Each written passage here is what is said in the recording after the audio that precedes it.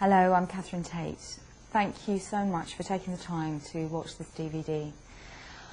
I support the Laura Crane Trust because I believe in the wonderful work that they do and in the incredible difference that they make. Please join us. Be bothered. I am. Thank you.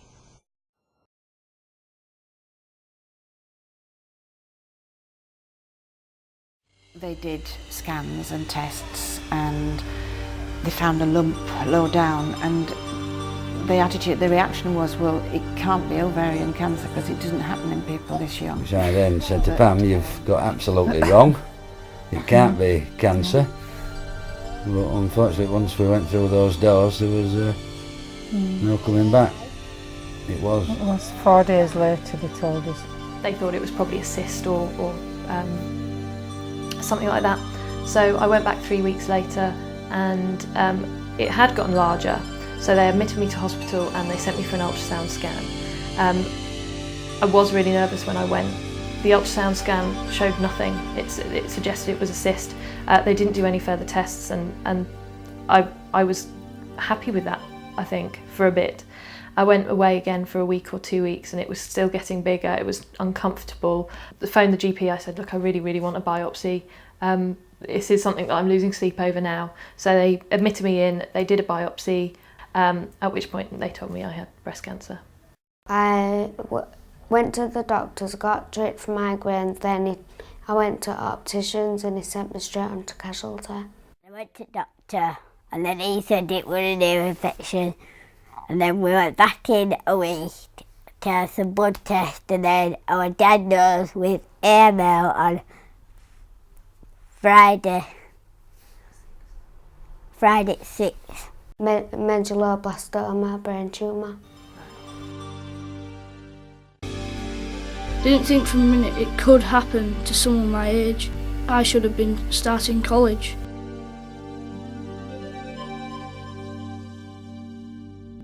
Research into teenage cancer is an area which has been a bit neglected by some of the larger research charities because it's uncommon. And so we now realise that there are special needs and special situations for teenagers with cancer, and specifically supporting research in that area I think is immensely helpful. Teenagers get all sorts of cancer just like adults do, but in general, because we're aiming for cure in the treatment of teenagers with cancer, the treatment itself tends to be much more intensive. So people often have the impression that they have particularly aggressive cancers. In fact, if anything, it's the treatment which needs to be aggressive because we have such a high expectation that we'll cure a big proportion of teenagers with cancer.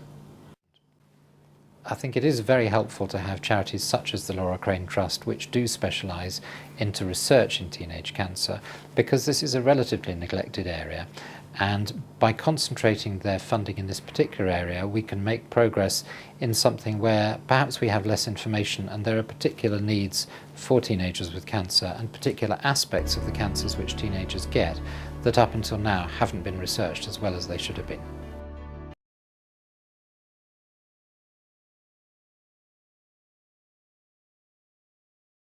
At a time, and while she's well, just celebrate that she's well.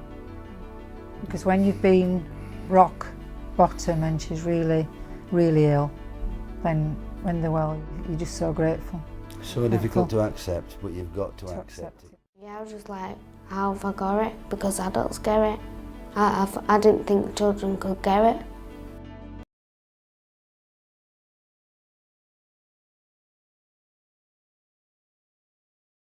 Any mother just wants to protect her baby. She wants nothing bad to happen to her baby, and there was my daughter, which it's never yours. My daughter was there and they were saying she had cancer, and it just blows your mind. And I said, where's Claire? There's somebody else in her bed. And that would just have to she had her head shaved, and I didn't recognise her. She decided to go and have it shaved herself. I'd taken a positive attitude, and because I think to help Laura and to help us all through, I never entertained a negative thought. And the doctors told Laura that day that she might not be with us in 10 years.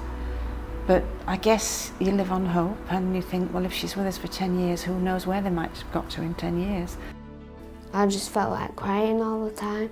because I couldn't tell my mum because in case she got upset, and I just kept it to myself.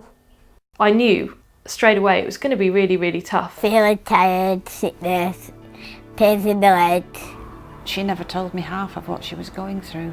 And then the next day I had to set about telling my friends, which was, I think, the hardest thing I'd ever had to do. But no one really could believe it because, again, they hadn't heard of anyone my age having it either. On my second treatment, I met a girl who was my age.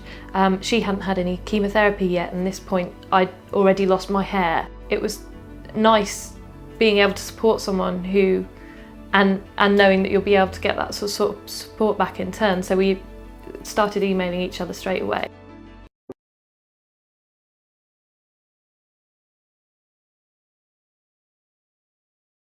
I find that Claire spent a lot of time on the children's thing, but there was always a lot of teenagers still on the children's ward because sometimes there weren't enough beds. Because apparently I think there's only 6 beds on the teenage bit. So she did mix with the teenagers, and they had good fun together really. When they were well, they'd have a good laugh.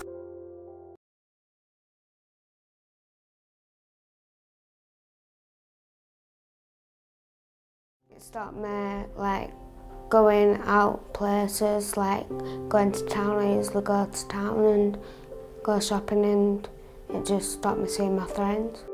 It was as if I had to grow up really quickly and face real life and death issues, whilst my friends were still coping with normal teenage issues.